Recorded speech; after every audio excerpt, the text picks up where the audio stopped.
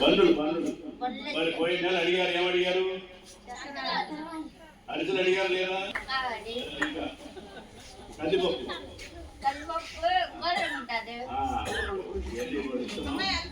మరి వచ్చిన నమస్కారం.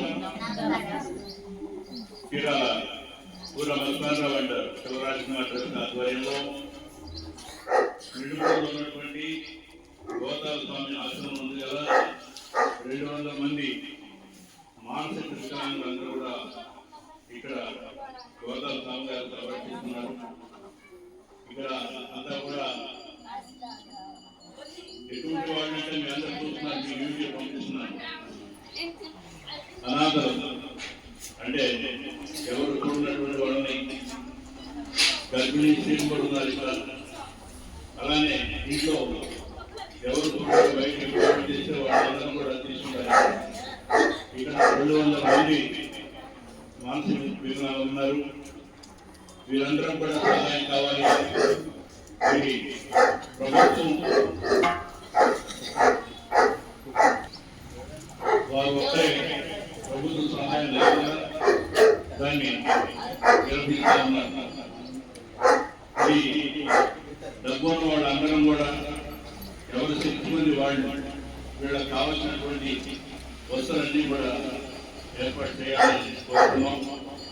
అలానే మేము ఇక్కడ గత 2 సంవత్సరాల నుంచి ప్రతి నెల కూడా వస్తూనే ఉన్నాం. ఇక్కడ 200 మందికి చీరలు కట్టుకోవడానికి కూడా అవకాశం లేదు కాబట్టి నైటీలు ఇవ్వడం జరిగింది. మేమంతా నైటీలు ఇచ్చామా? నైటీలు చెప్పండి గట్టిగా. ఇంకా పాపలు ఇచ్చామా? ఉన్నాయా? పోయింది. Okay okay. అందువల్ల ప్రతి నెల కూడా ఇక్కడ వీటికి 10 కేజీల కందిపప్పు, అలానే సంక్రాంతి సందర్భంగా అరిసెలు, అలానే కారంగా 6 చక్రాలు ఇవన్నీ కూడా ఇవ్వడం జరుగుతుంది.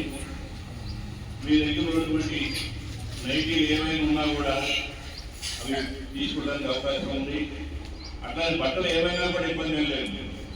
మాకు ఫోన్ చేస్తే మేము ట్రాన్స్పోర్ట్ ద్వారా ఇవ్వడం జరుగుతుంది. ఇక్కడే కాకుండా గుంటూరులో కూడా వీళ్ళకి మగవాళ్ళ ఆశ్రమం, ఇదేమో ఆడవాళ్ళ ఆశ్రమం. అక్కడ కూడా సుమారుగా 100 మంది దాదాపు ఉన్నారు. ఇది భగవత్ సంకల్పంలో జరుగుతుంది తప్ప సామాన్య మానవులు చేసేవారు కాదు. మేము రోజు కూడా ప్రభుత్వ విషయాల్లో ఉన్నటువంటి పేషెంట్ అందరం కూడా అన్నదాన కార్యక్రమం చేస్తూ ఉన్నాం.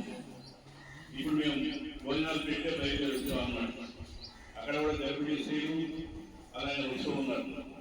అందువల్ల దయచేసి అన్నిగా భావించగా ఇది ఒక యజ్ఞంగా భావించి మీరు నేను విరాళమే ఇవ్వచ్చు, లేని పక్షంలో ఏదైనా సహాయం చేయవచ్చు. నేను ఇంత ఇస్తానని చెప్పి పని కాదు, ఈ శక్తితో ఇవ్వచ్చు. మొన్ననే మేము కరకట్ట పక్కనటువంటి ఒక ఆశ్రమం, అక్కడ పిల్లలందరూ కూడా వరదలకి పిల్లలకి అలానే వీళ్ళకి అనేక రకాల సహకారం అందిస్తారంటే ఒక కాదు. అందువల్ల దయచేసి మీ యొక్క సహాయాన్ని మీ సంస్థకి గోదావరి స్వామి నిడుమూరు ఆశ్రమాన్ని కూడా అందించాలని కోరుతున్నాం. ఈ అవకాశం ఇచ్చినటువంటి మీ అందరికీ కూడా ధన్యవాదాలు తెలియజేస్తూ ఒక లైన్ లో వచ్చేసి ఇబ్బంది పడకుండా కూర్చోండి. మీరందరూ కూర్చోండి చెప్తారు, అప్పుడు కావాలి. ఒక లైన్ లో వచ్చేసి డిసిప్లిన్ కాబట్టి అందరూ చూస్తారు కాబట్టి మీకు ఏదైనా ఇంకా మంచి కార్యక్రమాలు జరగడానికి అవకాశం తెలియజేస్తూ సెలవు తీసుకున్నాను.